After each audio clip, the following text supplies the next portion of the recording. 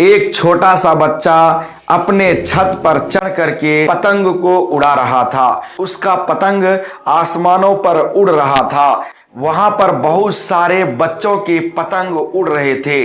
सबसे ज्यादा ऊंचा उसी का पतंग उड़ रहा था। छत पर कुछ देर के बाद उसके अब्बा आए और उनके वालिद ने जब देखा कि मेरे बच्चे पतंग उड़ा रहे हैं और वो पतंग सबसे ज्यादा ऊपर है, बहुत दूर हवाओं में उड़ रहा है, उसके बाद फिर अपने बेटे से कहा कि सबसे ज्यादा ऊंचा तुम्हारा ही पतंग उड़ रहा है कि ए अब्बा, मैं समझता हूं कि ये पतंग को आजाद कर दिया जाए। ये पतंग के रस्सी को जिसके डोर हमारे हाथ में है, अगर हम इसको काट देंगे तो ये और ऊंचा उड़ने लगेगा और हवाओं से बात करने लगेगा।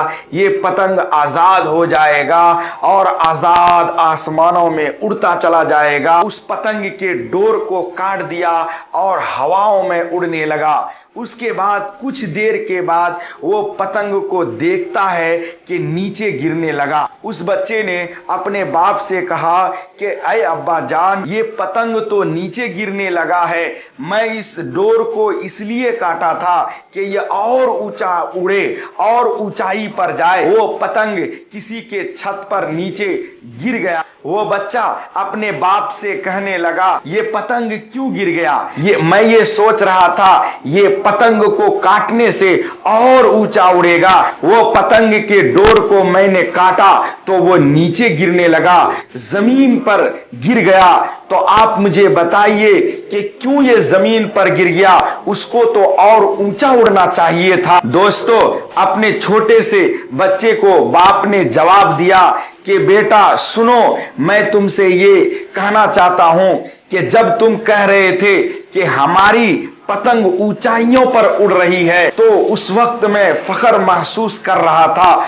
उस वक्त मैं खुशी में था कि मेरा बेटा का पतंग सबसे ज्यादा ऊंचाई पर उड़ रहा है। लेकिन जब तुमने ये कहा कि अब्बा जान, मैं अगर इस पतंग को काट दूंगा तो और ज्यादा उड़ने लगेगा, ये पतंग आजाद हो जाएगा, तो मैंने तुमसे ये नहीं कहा कि तुम इस पतंग को मत काटो। तुमको मालूम चले कि बिना डोर के पतंग अगर उड़ता है तो ज्यादा देर वो नहीं उड़ता। जैसे ही उसका रस्सी का सहारा खत्म हो जाता है, जैसे ही उस डोर का सहारा खत्म हो जाता है, वो नीचे गिरने लगता है और नीचे गिरते गिरते जमीन पर गिर जाता है। इसी तरह से बेटे तुम्हारे माँ बाप होते हैं, इसी तरह से तुम्हारे बड़े भाई और बहन होते हैं।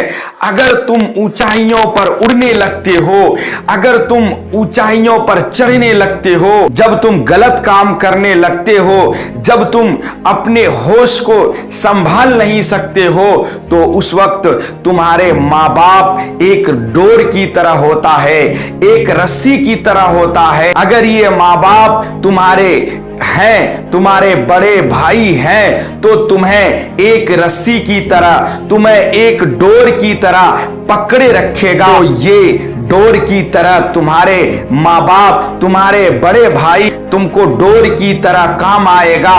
अगर तुम कहीं ऊंचाइयों पर उड़ने लगो तो फिर जब गिरने लगोगे तो ये तुम्हारे माँ बाप और तुम्हारे बड़े भाई तुमको संभालने की कोशिश करेगा और तुमको गिरने नहीं देगा। इससे ये मालूम चला कि अगर हमारे माँ बाप और बड़े भाई अगर हमारा साथ न दे तो हम अपनी ऊंचाइयों पर उड़ नहीं सकते। तो अगर हम उड़ भी जाएं, आसमानों को छूने लगे, हवाओं में उड़ने लगे, कामयाब भी हो जाएं, अगर हमारे माँ बाप हमसे कट जाते हैं, अगर हम अपने माँ बाप की बात को नहीं मानते हैं, अगर हम अपने बड़े भाई की बात को नहीं मानते हैं, आपकी कामयाबी ज्यादा देर तक नहीं टिक सकती। आप जब कामयाबी की ऊंचाई पर चढ़ते हैं तो आपको संभालने के लिए आपके माँ बाप होते हैं, आपके बड़े भाई होते हैं।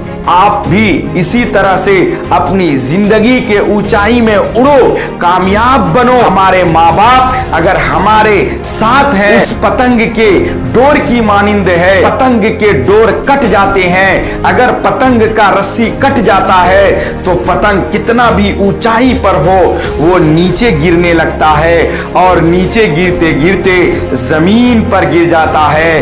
दोस्तों, इसी तरह से अगर हम कितने भी ऊंचाई पर चढ़ जाएं, कितने भी कामयाब हो जाएं, अगर हम अपने माँ बाप की बातों को छोड़ देंगे, आप भी इसी तरह से एक पतंग की तरह धीरे धीरे जमीन पर गिर जाओगे। दोस्तों, अगर ये वीडियो आपको पसंद आई है तो वीडियो को लाइक और शेयर करें। अगर आपने हमारे चैनल को अभी तक सब्सक्राइब नहीं किया है तो हमारे चैनल को भी सब्सक्राइब कर लें ताकि हमारे आने वाले वीडियो आप तक पहुंचती रहे।